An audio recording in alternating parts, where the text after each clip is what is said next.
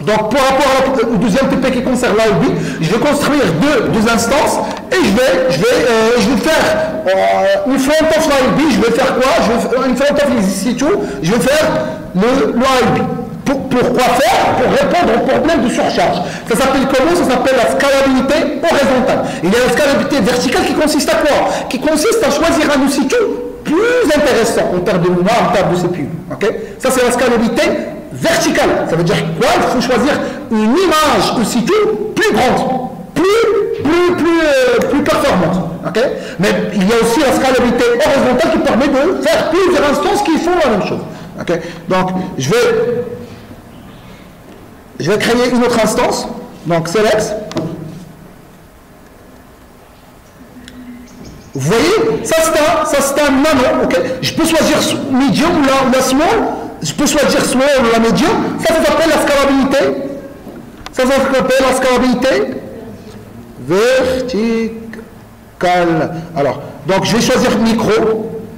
Review and launch. Preview. Alors, je dois créer, sans oublier toujours d'ouvrir le port HTTP. Donc, je vais ouvrir le port HTTP 80. Sans oublier quoi?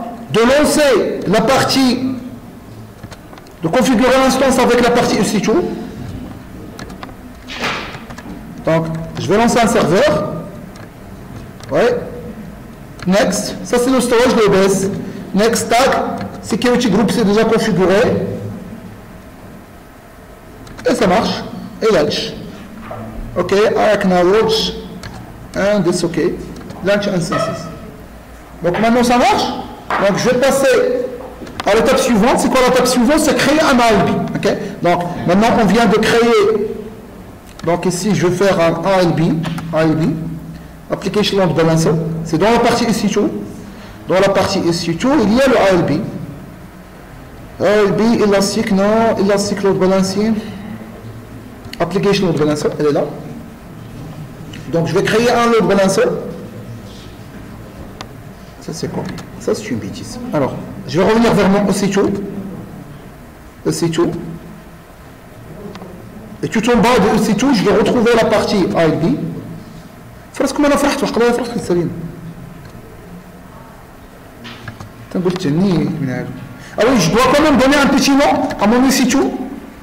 C'est EC2 HTTP instance numéro 2. Donc c'est ça, donc je sauvegarde. Alors par la suite, qu'est-ce que je vais faire? Je vais créer un load balancer. Donc load balancer elle est là. Donc je clique sur load balancer. Je vais créer create load balancer. Je vais choisir un ALB puisque ça c'est un load balancer applicatif. Application load balancer. Je vais donner le nom de mon load balancer, donc HTTP EC2LB load balancer. Ça c'est un load balancer à partir d'internet, c'est pas internal, ok. Je vais choisir IP version 4. Alors je vais choisir le VPS par défaut, il n'y a pas de problème. Je vais choisir que ce soit un IB dispatché sur 3 availability zones.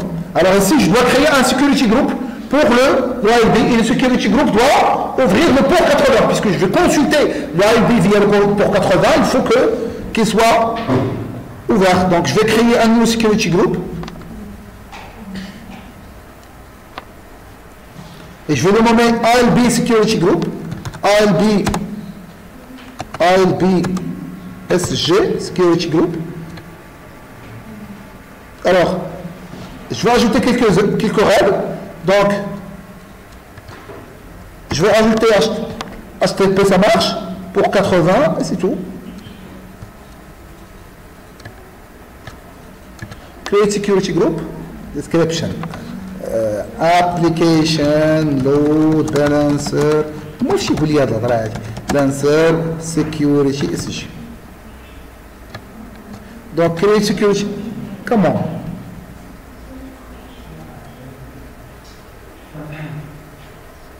ما لا ضابط delete. Comment? Non. Alors attendez. Alors elle est là. Tiens, je vais ajouter un inbound. Inbound, automatiquement, il a ajouté tout. Oui, il a ajouté tout. Ok, il n'y a pas de problème. Donc, je vais autoriser. Ah oui, non, ça c'est pas. Je suis en train, apparemment, security group. Alors, où est le. Alors, je dois créer un security group. Où est le security group? Apparemment, elle est là, network security group. Ça, c'est le security group. Ça, c'est le security group les EC2 instances. EC2 instances, EC2 HTTP. Ça, c'est le security group que j'ai déjà créé. Alors, je vais créer un nouveau security group. ALBSG. ALBSG.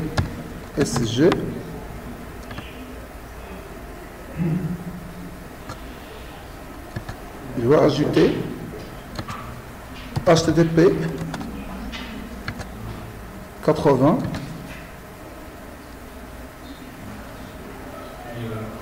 Je ne sais pas pourquoi il nous donne ça. Normalement, c'est HTTP. Ok, je vais accéder à... Alors. Ok. Je vais juste l'ajouter. Ok. Alors, maintenant, je viens de créer le security group de ALB. Donc, je vais revenir ici. Je vais refresh. Donc, ALB security group, elle est là. Ok. Il faut définir le target group. Target group. Alors, target group, l'étape suivante. Ça, c'est pour l'étape suivante. Alors, finalement, health check. Le health check. Normalement, le health check. Alors, network mapping. Basic. Non. Basic configuration. Ok. Network. Ok. Network. Security group. C'est configuré.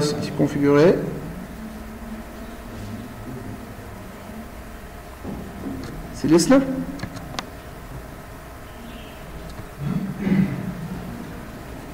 Ouais. Donc, je vais créer ce target group. Donc, target group, je vais dire que je vais choisir des instances.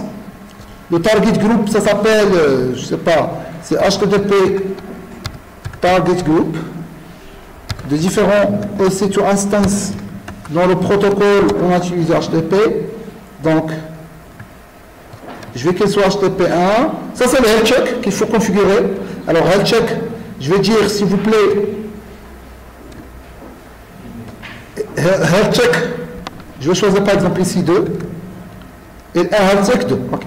Timeout, ça, il n'y a pas de problème. L'intervalle, vous voyez, ça a été une catastrophe qu'on avait fait sur le TP. On n'a pas configuré cette partie, ça a donné c'est pas donné des erreurs. Et là, on doit attendre 30 secondes pour envoyer le premier health check, et par la suite, 30 secondes, et par la suite, je vais envoyer le deuxième health check. Et c'est ce qui va créer beaucoup de temps pour pouvoir. Pour que les différents instants soient healthy. Et je vais faire un next. Alors, healthy check timeout must be smaller than interval. Non, maintenant, je vais faire comme là. Ok? Donc, je viens de créer maintenant mon instance. Alors, maintenant, je dois affecter les différents instances à mon security group et je vais créer mon target. Donc, mon target a été créé. Alors, maintenant, je peux revenir ici et je vais créer comme ça. Et c'est ça mon target group. Ça veut dire l'ensemble des services de HTTP. Voilà, c'est là. Remove, je vais faire pour 81 ou pour 80. Pour 80. Et je viens de créer mon load balancer.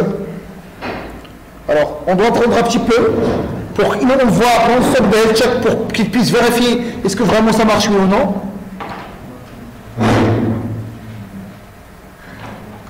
Alors, nous faut une vidéo en attendant.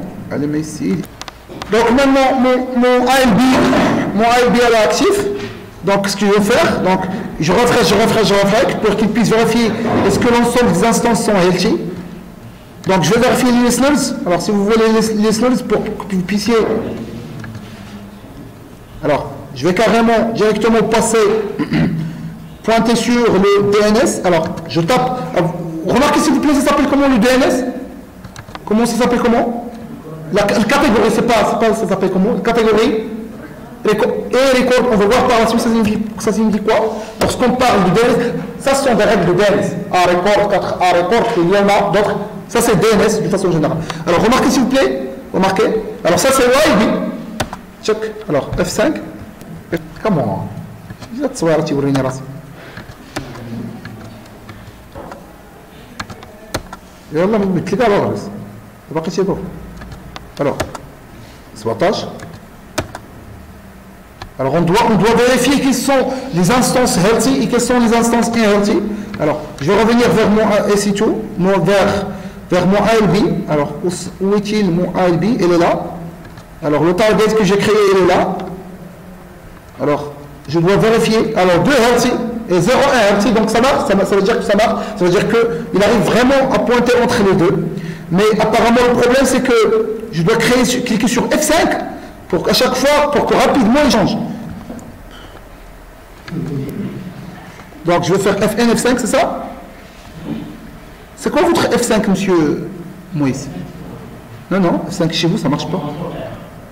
Ok, contrôleur, ok, c'est aussi un raccourci qui permet de vider le cache, c'est ça? Ah, vous voyez? Oui. Donc il bascule entre les instances, vous voyez les instances? C'est 217 et par la suite, c'est pas 217. Comment? Ouais, maintenant c'est 64. Ok. Donc vraiment, mon AUB, il a basculé entre les instances. Ça veut dire qu'une fois qu'il y a beaucoup de requêtes sur l'instance 216, il bascule directement vers l'instance 56. Souris, qu'est-ce qu'il a souris? Moïse, ça marche pas votre souris. Ouais. Et je dois couper le vidéo. Donc, tu as bloqué. Ah, ouais.